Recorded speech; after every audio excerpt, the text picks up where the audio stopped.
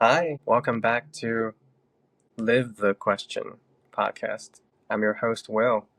This week, the topic is long game versus short game. What do I mean by that? Well, for example, in investments, people talk about playing the long game versus short game, meaning how long are you willing to hold your investments before cashing out? And that matters a lot, because you will have a different relationship with the risks, with the market fluctuations, and even your money. Do you need to make a quick buck? Are you going to pay close attention to all the fluctuations, watch everything that's going on?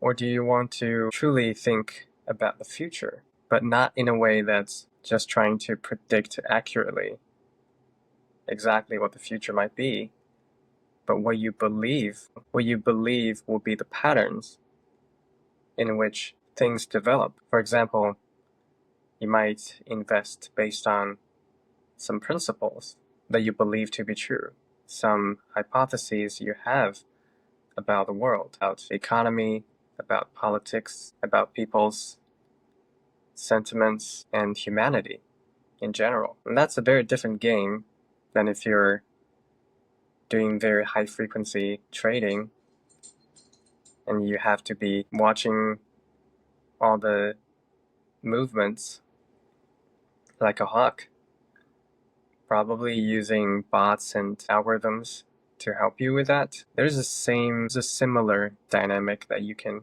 have with work, with your personal life, with your relationships. How comfortable are you with the uncertainty that comes with any human activity? To start a relationship, a friendship, a romantic relationship, and things will fluctuate as they do. As you know someone, your relationship with them, your perception of them will fluctuate. So when you're playing the short game, you might be highly sensitive to those changes and try to adjust your strategy accordingly.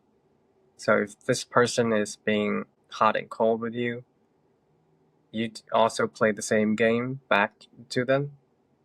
Now you have a relationship that is very reactive or sometimes transactional. If you develop your relationships by playing the long game and welcome in all the uncertainty that comes with putting your stake in what you believe. For example, it could be I want all my relationships to be truly, truly authentic and where everyone can just bring in whatever is alive for them and things can fade, come back, and that is exactly how it's supposed to be. And my job is just to show up as my authentic self with my care, with my burdens, with my biases, and be transparent about them, be communicative about them. So that to me is playing the long game. It kind of reminds me of how people learn certain skills, maybe like swimming. When I was young, I signed up for swimming lessons, and I remember all the lessons were highly focused on the strokes, making sure you use best possible posture, best possible movements, and you get corrected if you're wrong. So there's a lot of fighting with water, I would say, that I experienced. So I learned how to fight with water, and I called it swimming, but it was exhausting, and I couldn't last longer than 2 minutes because my legs, my arms, my breathing would tire out. Later, when I observed people hang out in the ocean and just like fully surrender to and enjoy the buoyance that comes with relaxing your body and letting water support you, that's when I realized the foundation of swimming is learning how to float. So floating itself might not look like swimming. It might look like you're not massively managing risks and uncertainty with a lot of movement, but it really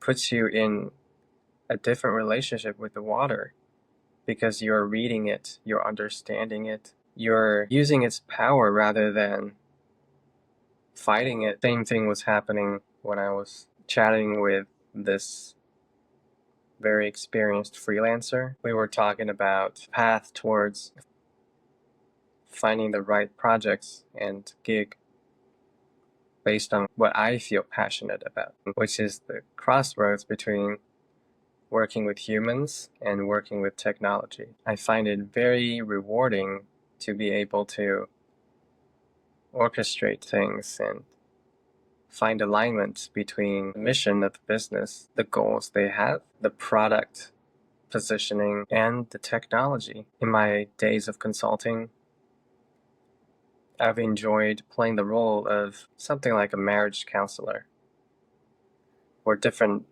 teams, different leaders want different things, or they seem to want different things, but it's because they're looking at it from different angles. And my job was just to translate.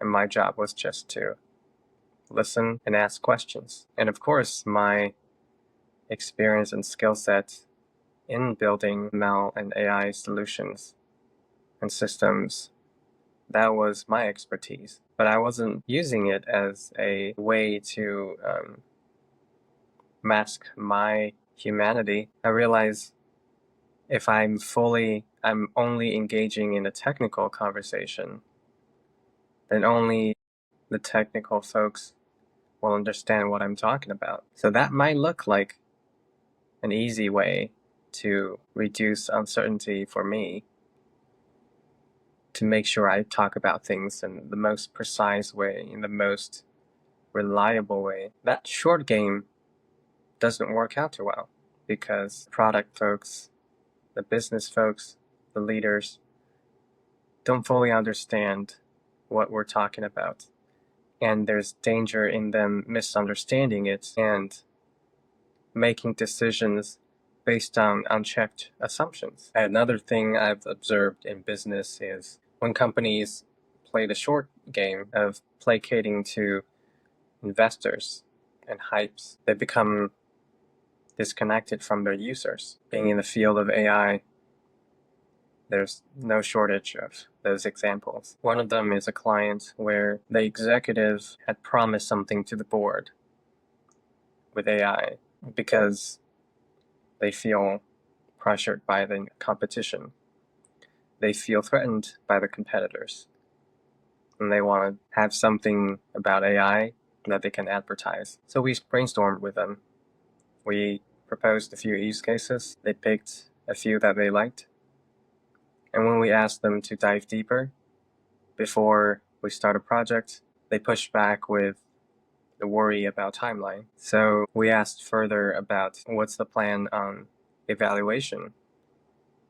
They don't have one. They haven't thought about it. They have some guesses. After we started the project, I put some significant emphasis on developing evaluation strategy and a pipeline for that. I did my part, but unfortunately, it was met with some mild responses and inaction. And throughout the project, I probably heard the investors board being mentioned many times, but only a handful of times on the users. And of course, the same long game versus short game dynamic can happen in other aspects of life. Also, I'm not saying, I like to also take a step back and acknowledge, again, this is not a binary choice. Sometimes the short games are important. You want to pay the bills, you want to make some moves, see what happens. That's totally fine. My invitation really is just to how you might be using playing the short game as a way to manage and avoid uncertainty. And by doing so, keep yourself away from making a statement about what you believe and what you're building, what your missions are, and what is your value proposition. Until next time, bye.